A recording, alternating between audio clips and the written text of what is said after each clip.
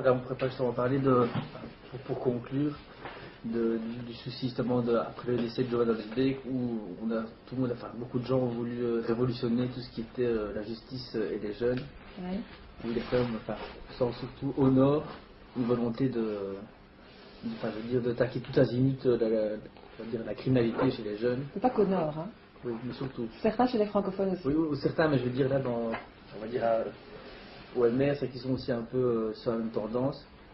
Où là, moi personnellement, cette espèce de côté réactif, où on a dit bon, il y a eu. Que c'est pas toute ma vaisselle. Où il y a eu un fait très malheureux et qui évidemment, je sais que par exemple dans les IPPJ, il y a beaucoup de gens qui ont été touchés par les campagnes de politique et aussi d'associations qui ont attaqué très fort les PPJ. C'est vrai que ça correspond à ce que vous avez dit par rapport à l'émotivité.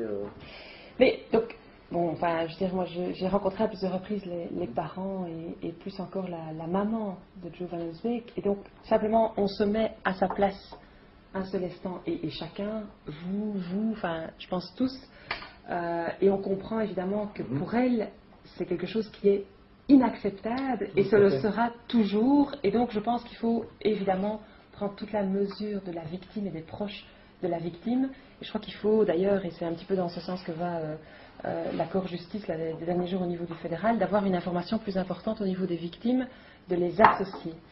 Et puis, en même temps, à côté de ça, et on a vraiment fait, en tout cas certains ont fait arros sur les mineurs et effectivement ce qu'on appelle le droit pour les mineurs, la justice pour les mineurs. Et en même temps, je trouve qu'on ne dit pas assez, et ça je profite de l'occasion pour le redire, c'est que la justice pour les mineurs, eh bien, elle est moins laxiste que la justice pour les majeurs. Quand on prend un adulte et un mineur qui commettent le même type de vol, et pour lequel il y aurait le même type de sanction. Eh bien, l'adulte, par exemple, s'il est condamné à une peine de prison de 1 an, eh bien, il ne fera pas sa peine de prison, puisque les peines de prison de moins d'1 an, en pratique, elles ne sont pas prestées. À l'inverse, le mineur, lui, il va aller en IPPJ, et quand il va rentrer en IPPJ, il ne saura pas pour combien de temps il va y rester. Et donc, on est vraiment dans un système qui est très cadrant, d'autant qu'après l'IPPJ, il y a souvent d'autres mesures qui sont décidées et appliquées, et le jeune est suivi après sa sortie en IPPJ. Et donc on a un système qui est pourtant dénoncé à RAW, surtout chez les mineurs, en disant c'est laxiste, on ne prend pas en charge, on ne se pose pas d'abord la question de savoir ce qui se passe chez les majeurs, 1, et 2, on ne se pose pas non plus la question de l'efficacité, et je pense que c'est un système chez les mineurs qui a montré son efficacité, à la fois en termes de rééducation, de réinsertion du jeune, mais aussi en matière de prévention et du nombre de récidives dont on sait qu'il est particulièrement faible. Et mettre un mineur de 14 ans en prison, eh bien, il va sortir, il va être un fauve, si je peux me permettre l'expression, et franchement, on aura tout perdu, parce que les risques de récidive après, ils seront très importants, et effectivement, le jeune n'aura pas eu la chance d'être rééduqué. Donc, il faut une sanction,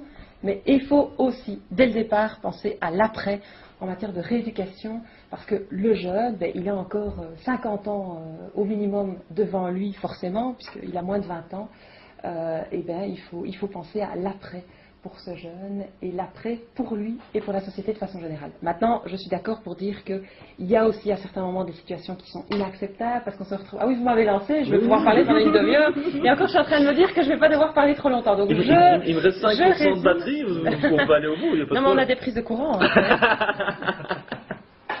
Donc le cabinet n'est pas complètement dépourvu. On peut voir la douche. Donc voilà, mais donc je termine quand même, je termine.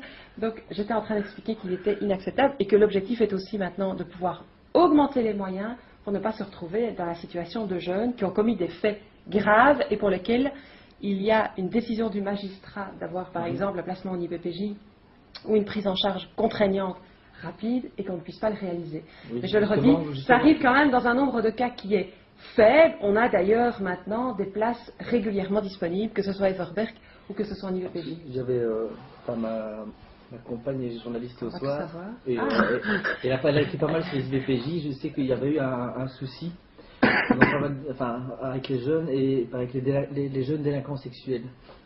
Ça veut dire par rapport à ceux qui avaient eu des problèmes d'inceste et par rapport justement aux places et qu'il y avait quand même de temps en temps, et parfois peut-être trop souvent, des cas de jeunes délinquants sexuels qui étaient renvoyés chez eux, qui avaient justement abusé de leur petite sœur.